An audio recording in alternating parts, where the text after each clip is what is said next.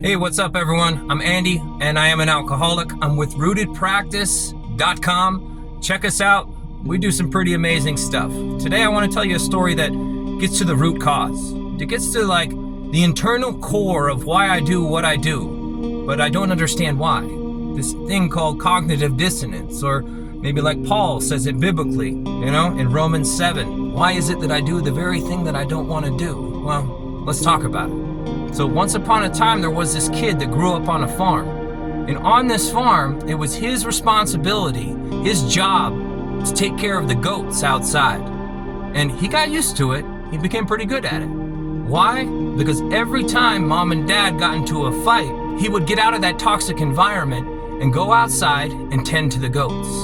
And this tended to happen more and more often. The toxic environment inside created a situation for him to escape. And he would go outside and hang out with the goats and just take care of them, and he befriended them. See, in time though, he got old enough to move out. And his one and only coping skill was to escape toxicity and go out there and hang out with the goats. So now he's moving out, and he thinks to himself, well, what am I gonna do if I get in trouble out there? I better bring these goats with me. This kid has a Honda Civic, and he piles 3 goats in the back of his Honda Civic. Can you imagine how crazy that would be? Pretty destructive, pretty chaotic. He did it anyway, because that's all he knew. So he's got 3 goats in the back of a freaking Honda Civic, and then guess what? He goes to live in an apartment building. In that apartment building, there's not a lot of space. And immediately the landlord tells him, hey, what do you think you're doing? You cannot bring goats into this apartment. He's like, what goats? I don't know what you're talking about. And he hides them. And he sneaks them in around the back door, pretending that he doesn't have any chaos, he doesn't have any drama. Let me just put on this fake face. Everything's fine, I promise, he says. And in reality, he spends hours and hours every single day cleaning up after these goats. He makes some friends. And these friends start to call him out on it. They're like, what are you doing? You got 3 goats in a Honda Civic and in your apartment. He's like, oh, don't worry. It's not that big of a deal. It's fine. These goats were always there for me, and I want to be there for them too. And eventually this gets worse, and his friends have an intervention with him. And they tell him, hey man, this is getting out of control. You got 3 goats living with you, and guess what, man? You don't live on a farm anymore. You need to really reel this in. And the guy, he breaks down. And he tells his friends, you know what? You're right. You are right. In fact, I need to confess something to you. I don't even like these goats. I don't even like having them around. They're a huge pain in the butt, and they always have been. They just remind me of bad times, but I'm conditioned to run to them because it's all I know, and I want to help them even though I know they're destroying my life. I protect them anyway. Why? No, I don't get it. All I know is they make me feel comfortable. They make me feel safe. So his friends convince him, and he goes off to the animal sanctuary to go give them away to a nice new happy home. And he watches all 3 of them walk away for the last time, and he says, goodbye, anger, fear, and resentment. Can you think about that? How crazy is it that we would think of, here's this ridiculous guy walking around, living in an apartment with 3 goats. That guy is crazy, right? Who would ever do that? What's more crazy?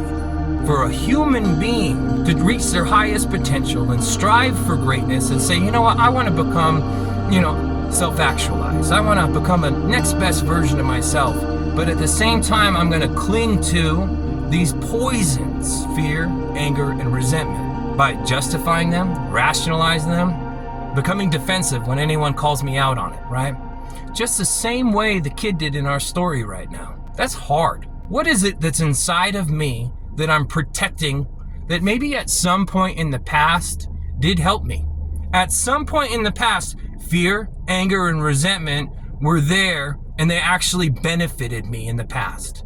But guess what? This isn't the past anymore. I'm no longer living in that past trauma and drama and chaos that I was in addiction. Why do I get to carry with me the same anger, fear, and resentment and expect that I'm gonna change my life? No, what I do is I try to protect them, right? So just imagine this. Imagine that, this is from Michael Singer, by the way. Love that guy. Untethered Soul. Check this out. Now, if you were to go out to eat tonight you're gonna go out to a restaurant, and the very first bite that you take of your meal, instantaneously, you get food poisoning. Start throwing up all over the place, right? Are you gonna ask for a doggy bag? Are you gonna say, hey, give me a to-go box, I wanna bring this with me? Probably not. But we do the same thing. I have these fears, these harms, these resentments, this anger inside of me from these things that happened in the past. And I'm like, well, let me hold on to that. Let me take that with me on my journey to bettering myself. I don't get to bring with me past harms into my new self-development and then wonder why it's not working. See, this is it. These are the core root issues when we can look ourselves in the eye and become aware of the things that are holding us back. I want to be kind, humble, loving, and forgiving. And in order to do that, I want to mimic the characteristics of my higher power, my God. Kind, humble, loving, and forgiving. And as I'm trying to mimic those characteristics in my own personal life, at the same time, I cannot bring with me fear, anger, and resentment from the past and expect to succeed. It doesn't work like that. I'm so sorry.